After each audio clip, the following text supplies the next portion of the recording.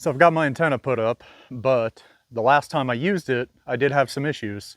So this time around, I did bring my Nano VNA with me. I'm going to be testing the wire length, getting my antenna tuned back up.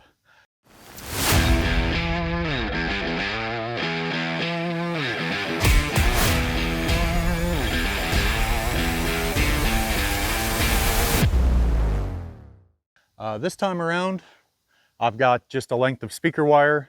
Going to try this out on 20, just because it doesn't take up very much more space.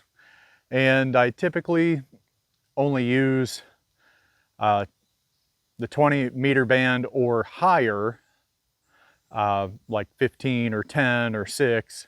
So I also brought some other wire, just in case the 20 meter band's a little bit congested today, since it is the POTA plaque weekend.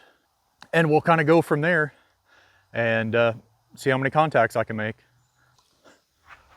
All right, so the first thing we need to do with it when you're tuning an antenna with a Nano VNA is you need to make sure that you calibrate it each time for whatever frequency that you're going to be using. And since I'm going to be on 20 meters, I need to go into the stimulus and set for 14 megahertz for the start and the stop. I'm going to set it at 14,400.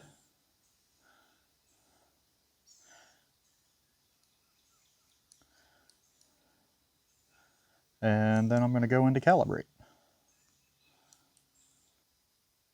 Looks like it's supposed to be this top one. As you can tell, the screen's kind of going crazy. So let's go through this calibrate again. Save it. And now, when you have nothing connected to it, it can look a little bit like that, which is fine. Not a huge deal. Not real sure if you can really see that on camera or not. But let's go ahead and hook up our antenna.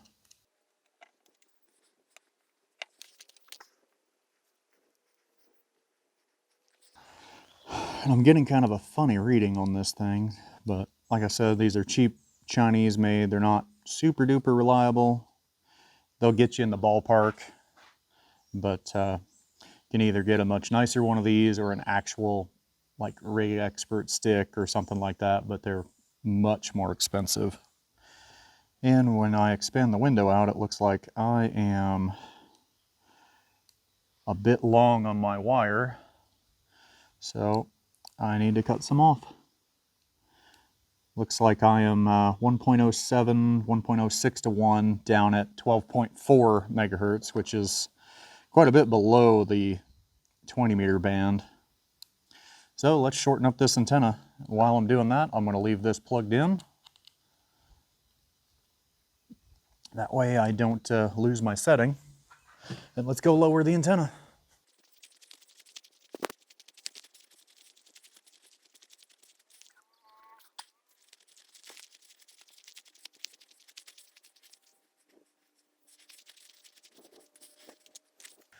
As you can see, I've got this kind of taped up in a loop where I thought the length might be right, but I'm going to cut it off here after the folded over part since I'm so far off on the frequency. And we'll just go from there. If it's too short, it's too short. I've got more wire. A quick and easy way, instead of having to tape this back up, just loop it, tie a quick little knot in it. That'll at least give you something to hook a carabiner onto and get you back up in the air.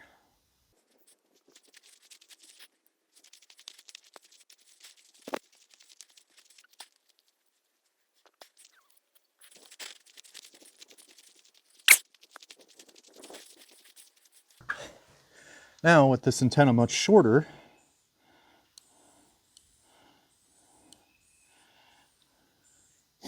that looks like it moved 1.1 to 1 at 13.258 now. So it looks like I need about another foot off of there, and should be able to get it into the 14 megahertz range. I'm going to call that good enough at right around the FT8 frequency for 20 meters. I'm at 14.074. I am 1.14 to 1 on my SWR, and now I need to check my Smith chart and see how it looks. And at 14.074, it looks like on my Smith chart, I am right about 51 ohms, so that should be almost perfect. My radios are going to like that.